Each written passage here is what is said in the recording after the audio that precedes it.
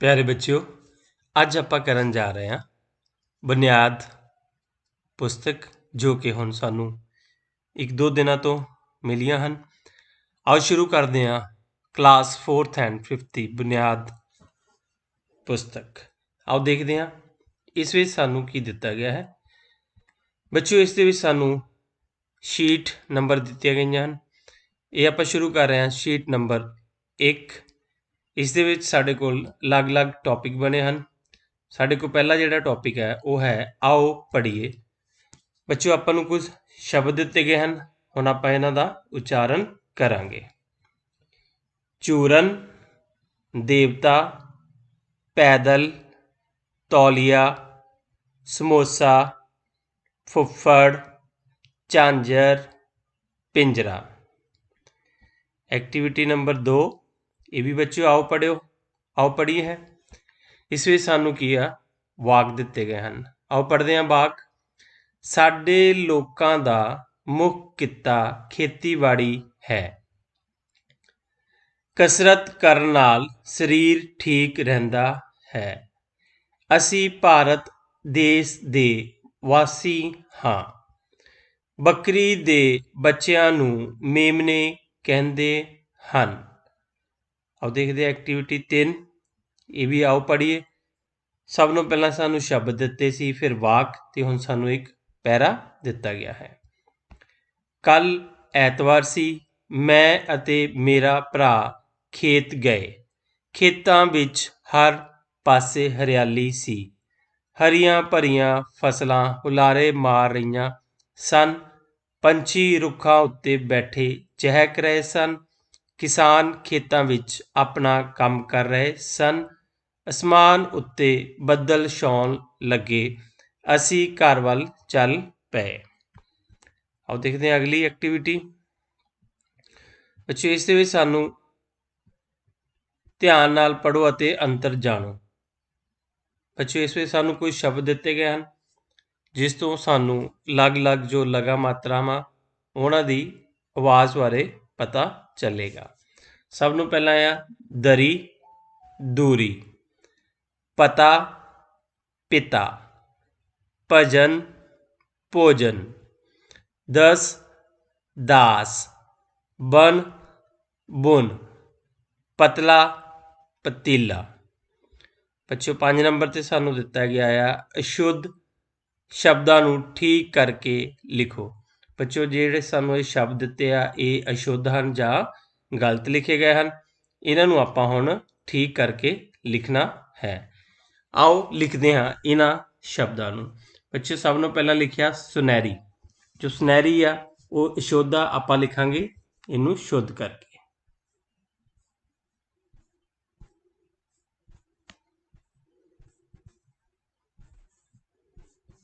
ਸੁਨਹਿਰੀ। ਫਿਰ ਆ ਜੀ ਸਕੂਲ।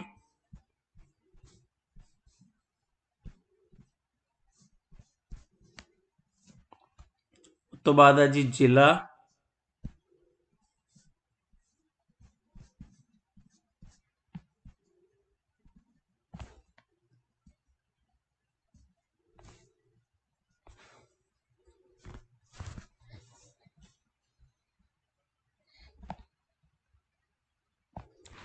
ਫਿਰ ਆ ਸਾਡੇ ਕੋਲ ਵਰਦੀ।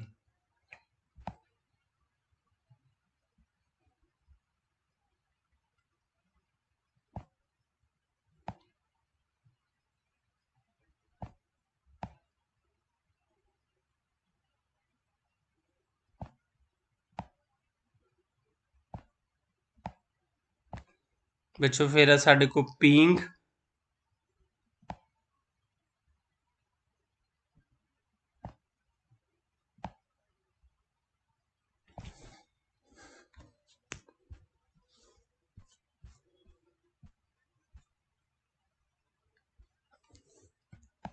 इसको हम दोबारा लिखते हैं पिंग।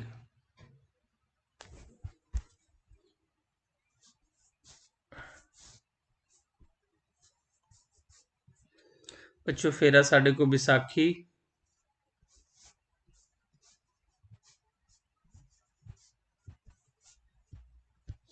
फिर है साढ़े को संगत।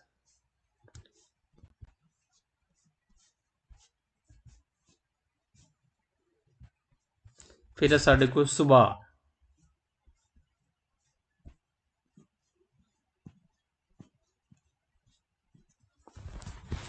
बच्चों आओ देखते हैं 6 नंबर ते आ तस्वीर देख के शब्द लिखियो।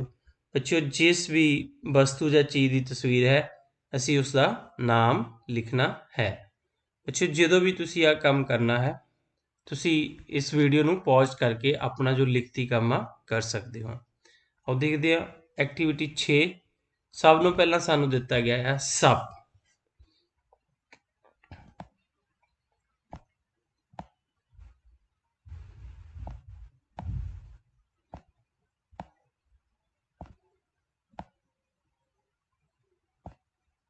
फिर है बच्चों कुत्ता।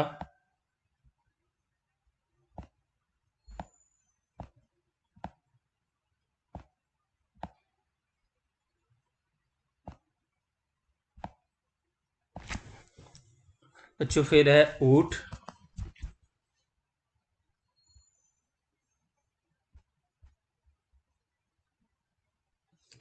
उस तो बाद है हाथी।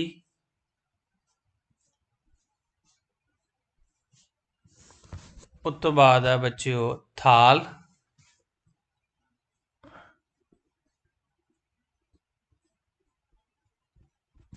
उस तो बाद है चाकू।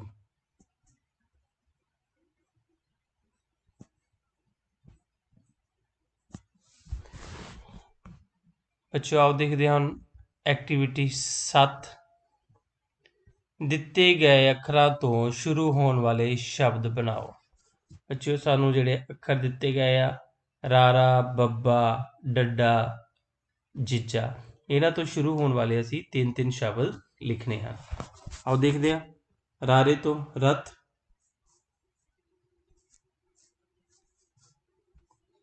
रारे तो रेल। और रारे तो रखड़ी।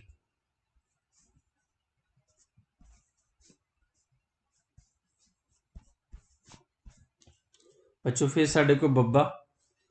बब्बा तो बाल।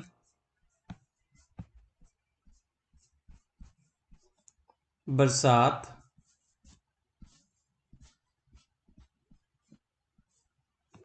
बर्फी।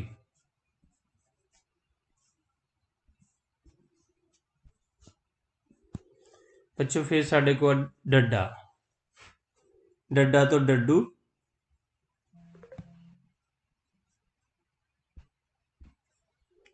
डड्डा तो डमरू। डड्डा तो डंग। अच्छा फिर साढ़े को आ गया जीजा। जीजा तो सब तो पहला असीं लिख सकते हैं जग या जग। फिर उस तो बाद जुत्ती।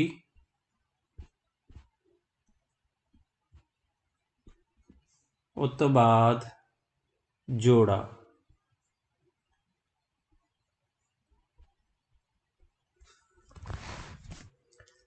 अच्छा आओ देखते हैं अगे एक्टिविटी 8।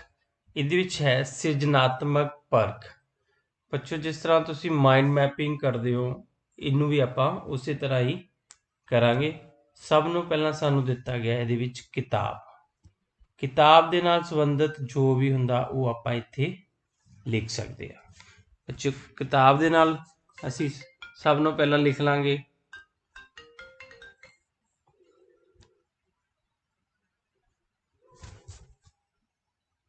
तस्वीर, क्योंकि किताब दे विच तस्वीरां भी हुंदियां हन।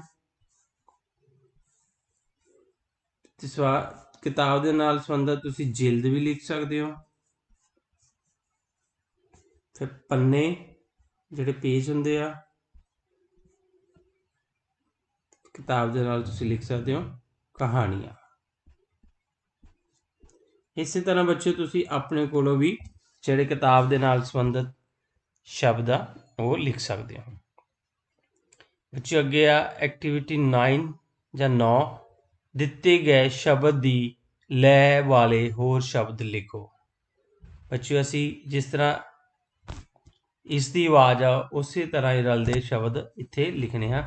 साढ़े को पहला शब्द है आई। आई दा आपां लिख सकते हैं ताई, माई,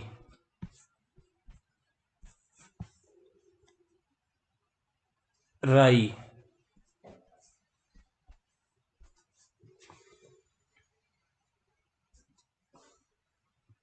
इस तरह हम अगे लिख सकते हैं, साडे को अगला जिहड़ा शब्द है मेरा, मेरा तो असीं लिखांगे तेरा,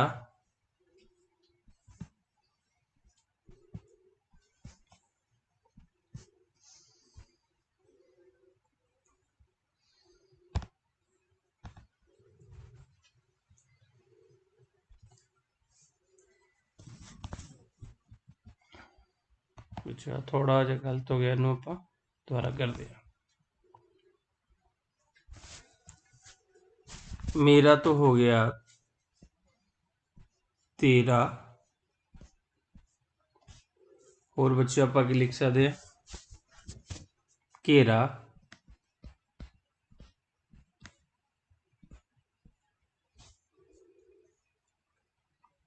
फिर असी बच्चों लिख सकते हैं जेरा। तो बाद साडे को आ गया शब्द चार। हुण इसकी लै वाले शब्द लिखांगे।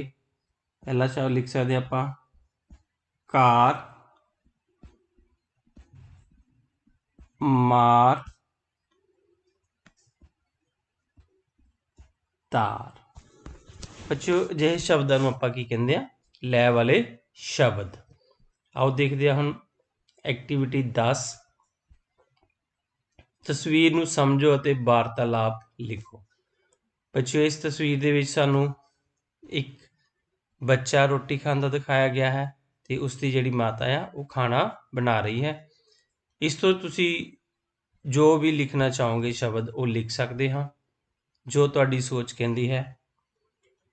आपां हुण इस दे हिसाब नाल चार शब्द जिहड़े वाक आ वो लिखते हैं।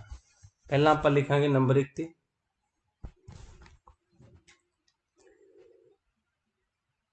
जां बच्चों जे तुसी इत्थे भी वार्ता लिख सकते हो, तो जे इहदे विच भी तुसी छोटी वार्तालाप लिखनी आ तां वो भी लिख सकते हो। हुण आपां जे 4 वाक पूरे करने आ, आपां पहलां लिखदे हां बच्चे वल्लों मम्मी जी खाना बहुत वधिया है। फिर दूसरा वाक इहदे विच आपां मदर वल्लों लिख सकते हैं। वो बोलेगी बच्चे नूं पुत्तर तुसी होर रोटी लवोगे।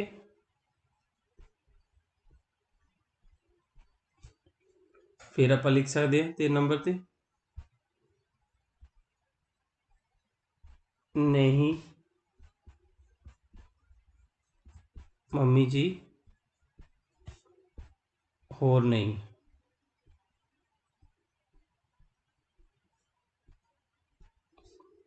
फिर मदर वालों लिख सकते हैं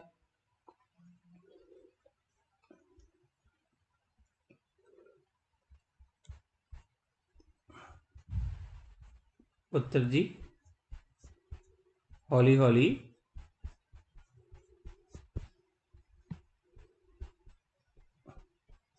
खाना खाओ।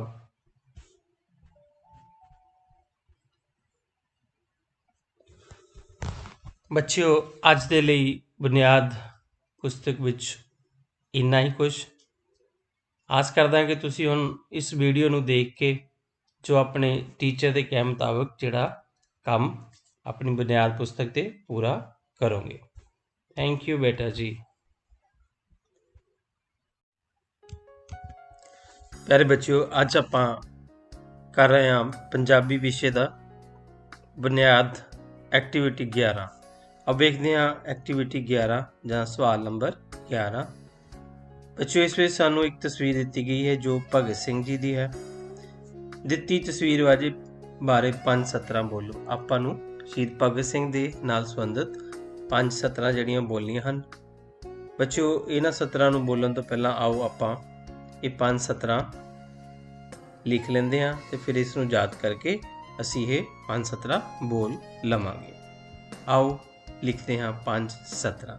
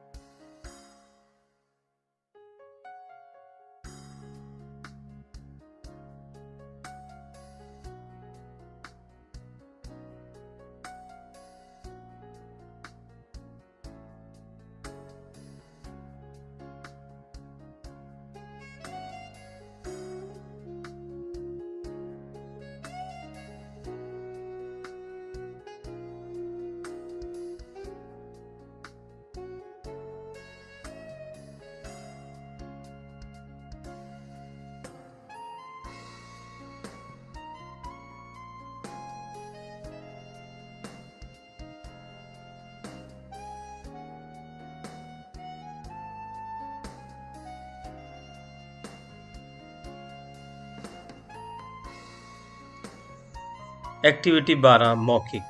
बच्चों मौखिक मतलब असी जो प्रश्न दिते गए हैं उन्हों का मूँह जबानी ही उत्तर देना है। पहला प्रश्न है जेकर मीह ना पवे तो की होवेगा। बच्चों जेकर मीह नहीं पवेगा तो जिहड़ी साडी धरती आ वो सुक जाएगी, जिहड़ा पानी आ उसकी कमी आ जाएगी, छप्पड़ां विच पानी सुक जाएगा, नहरां विच पानी जिहड़ा घट जाएगा, जिस नाल की है जीव जंतुओं नूं पीण वाले पानी की तोट हो जाएगी। जो बनस्पति रुख पेड़ बूटे वो जेड़े सारे सुक जाएंगे। बच्चों अगला क्वेश्चन है गुरमुखी वर्णमाला विच किन्ने अखर हैं। बच्चों पंजाबी की जेड़ी साडी वर्णमाला है उसनूं असीं गुरमुखी कहंदे हां। गुरमुखी विच 35 अखर हैं। 6 धुनियां फारसी दियां मिला के कुल 41 अखर हो जाते हैं। साडा देश अंग्रेज़ों तो कदों आज़ाद होया। बच्चों साडा देश जिहड़ा सी 15 अगस्त 1947 नूं अंग्रेज़ों तो आज़ाद होया सी। बच्चों ये सी साडी बुनियाद तहत शीट नंबर 1 विचों पंजाबी विषय नाल संबंधित एक्टिविटीज़। थैंक यू बेटा जी।